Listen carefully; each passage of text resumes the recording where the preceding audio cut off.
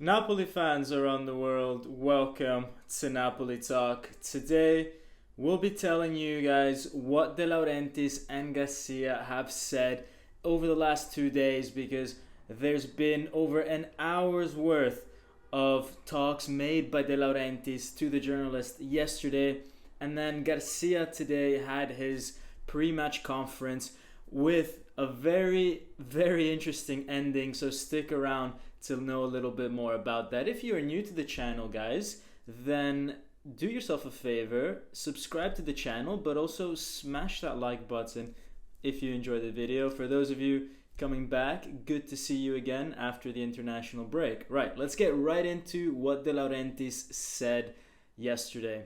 So he starts off by saying, I wanted to have this meeting because I had been talking about it since the summer. Remember, he said over the summer, by the 12th of August, I will have a press conference and I will tell you guys what Napoli's ambitions are this season. That press conference never came, whether that's because people were starting to doubt Garcia already, whether that's because by that time we had only bought Nathan and people were complaining about our transfer market. There was also the situation with Osimhen and Zielinski, which wasn't very clear. There was a lot of issues on the 12th of August this summer, and De Laurentiis did not keep his promise of speaking to the press. What he did say now is that he was busy moving his headquarters, doing some things outside of Napoli, but that now he's 100% focused. And regarding the targets of this year, he said, look, just because we finished 16 points ahead last season, it doesn't mean that we have to win the title this season. It's not written anywhere. There's a whole set of competitors that we have to take into consideration. And that's, on the one hand, very true. On the other hand, it was completely within our responsibility to have a team that was competitive enough to at least put up a decent fight for the title. And I don't think maybe we have that. That includes the choice of the coach. And also last year, he made comments that we were going to challenge for the Champions League, to win the Champions League this year, knowing full well that Spalletti was not going to be there this season because he said this during our title celebrations. So if something has changed between that day and now, the only cause of that is his actions. It's the coach that he got in, it's the players that he brought in, it's the lack of maybe renewals that he's giving players, which are causing slumps in form or attitude. I don't know what it is, but it's definitely his responsibility because his own admission at the end of last season was that if we did things well, we would be challenging for the Champions League. Then he goes on and says about Antonio Conte, since the rumors came up about him potentially replacing Garcia and De Laurentiis having made contact with Conte, he says, I don't want any questions about it. It would be disruptive to the team and the coach. I went on holiday with Antonio Conte a few years ago, and just like with Ancelotti, Sarri, Benitez, Reia, Mazzarri, I keep in touch with every one of these managers. The rest are just rumors that demolish whoever is in charge of the team right now. And my guy De Laurentiis, first off, all these other coaches that you mentioned are people that have coached Napoli before, so it's understandable to keep in touch with them. You've worked with these people, but being in touch with a coach that you've never worked before just because you went on holiday, that's not the same thing. That's completely different. If you're keeping in touch with this guy, it's because you want to have him for the future, not because he was part of your past. Anyways, he tries to defend Garcia a little bit more, saying that I take into account the reactions that the players had, the Politano, Kvara and Osimhen ones, and I will not tolerate them again. The coach is the one that makes tactical, technical decisions. The players need to respect it. If they even move a finger when they get substituted off, there will be fines, and they will be super hefty fines. You got to show the coach respect no matter what. If he screwed up, it's not the player's responsibility to act on that. I don't like how the only motivator for this is money.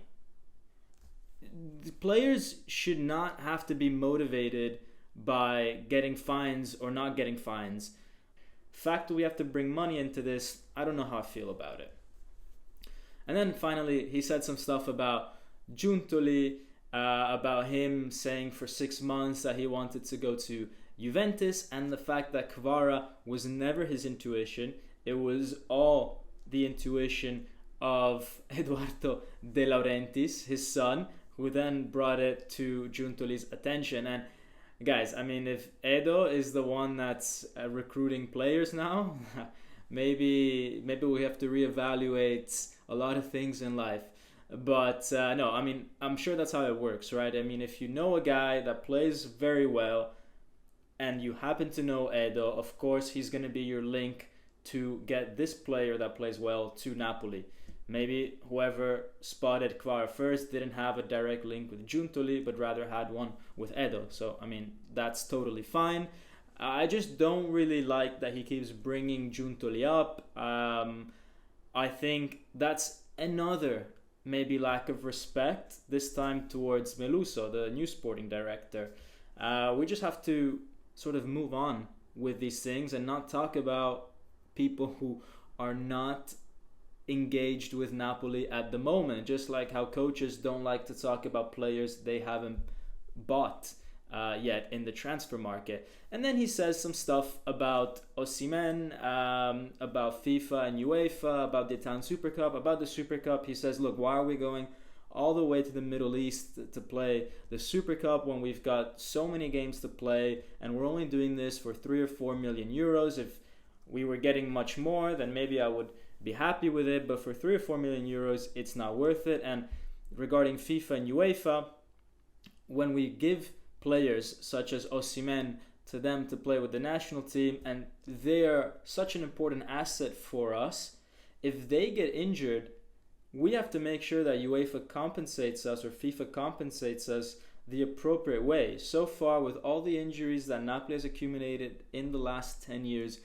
they've only received 4 million in compensation. And if we think that some of these injuries can lower a player's value by 10%, especially if it's a long injury, or it can blow up a deal that was about to happen, this 4 million is very little.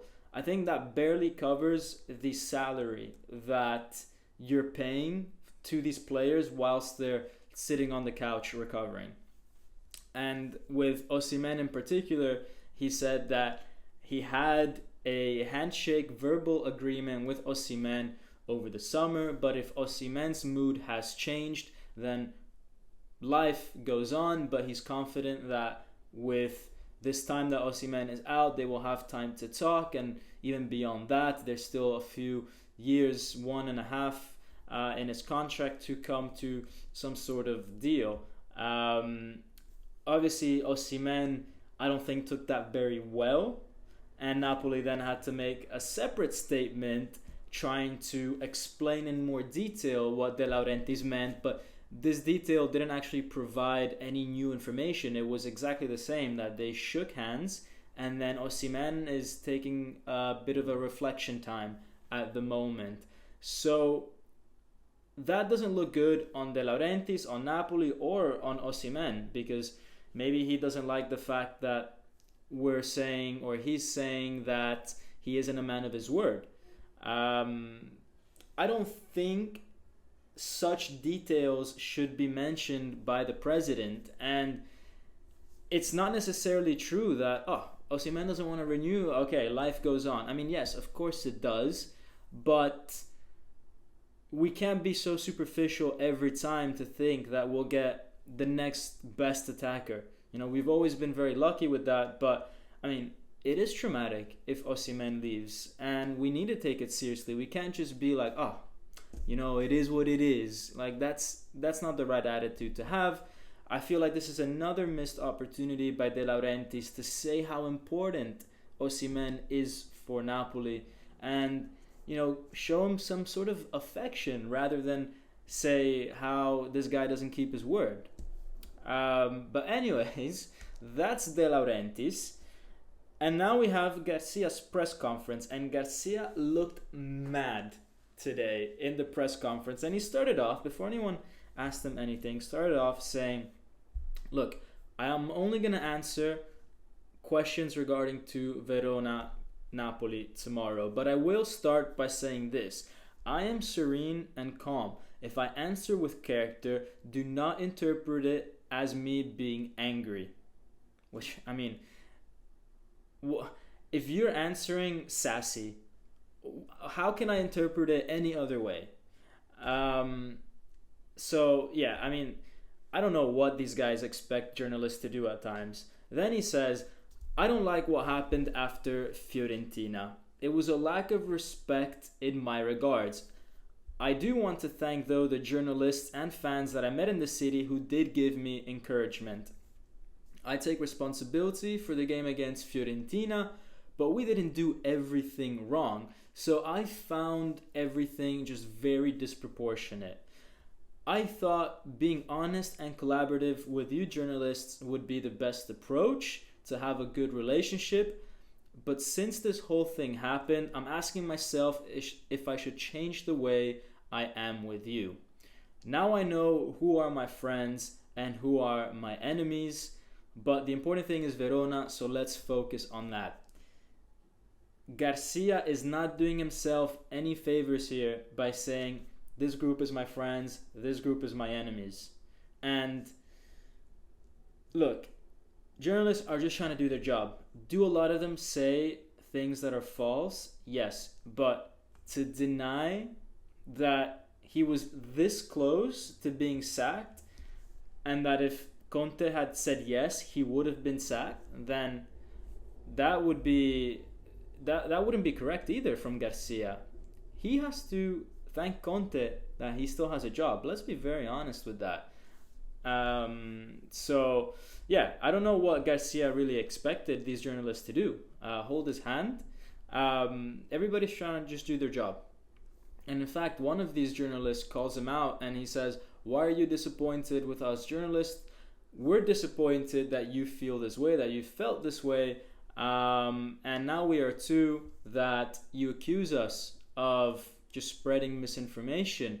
And Garcia says, we'll discuss this in private, to which the journalist says, but you're the one who brought this up publicly. And Garcia says, well, I didn't put you guys all in the same bag. But then this journalist continues saying, well then, tell us which ones you're talking about. If you have a problem with someone in particular, or you want to exclude someone from that conversation, then say the names. Because otherwise, it's too easy to just say something like that and be super generic and then be like, oh, no, I didn't mean about you, not you. That doesn't work like that. But anyways, they ask him, what does Verona mean to you?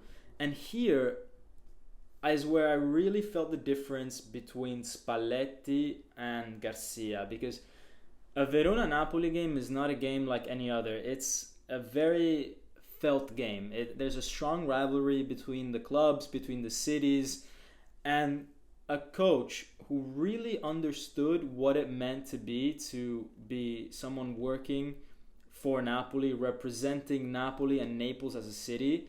They would have spoken about this game as being more than just a game. Garcia instead just says, yeah, it's a tough game and we need to win because we lost against Fiorentina. I mean, yeah, technically, sure, we need to win because we lost the one before and we always need to win games, but this game means something different. And someone asks him, okay, but like, how are you going to win this game? What else are you going to do? What's going to change compared to the previous games? And he says, look, honestly, it's not about changing things tactically and technically. It's about showing the willingness to win and having a good attitude, having the motivation more than the tactical side. And this is very odd because what he's basically saying is that what was missing in the previous games was the players' willingness to win. I can't imagine that. I can't imagine guys like De Laurentiis going on the field without wanting to win. Guys like Cannavaro, guys like Ossi. I feel like these are guys, if they want a Scudetto, these are guys that want to win every single game, even in training. And Garcia has always just thrown the team's mentality under the bus and saying that they don't have the willingness to win because tactically everything was fine. And it's like, no, dude, tactically not everything was fine. In fact, tactically a lot of things were not fine. You need to take responsibility for that. So it's another missed opportunity by Garcia to take responsibility and for us to have a bit of a common ground. To fix a problem, you have to have a common ground and you have to know what issue it is that you're trying to fix. Regarding injuries, Osimhen and Anguissa are out, and he says, look, in the midfield, maybe we have a few less options, but we do have Cajuste, who is able to play in Anguissa's position or in Lobotka's position. In attack, we've got two strikers, Raspadori and Simeone. And when he says Raspadori striker, he says, as you journalists say that he is a striker. So maybe Garcia is saying, look, I don't see him, or I didn't see him as a striker. You guys are saying he's a striker, fine. For the next few games, because Osimhen is injured, let's see how he goes as a striker. But the way he said it was just very clear that he never really considered Raspadori a proper striker.